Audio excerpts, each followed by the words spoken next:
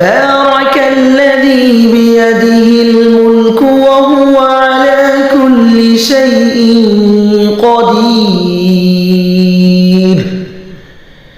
الذي خلق الموت والحياة ليبلوكم أيكم أحسن عملا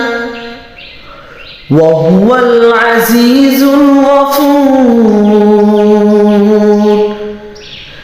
الذي خلق 7 سماوات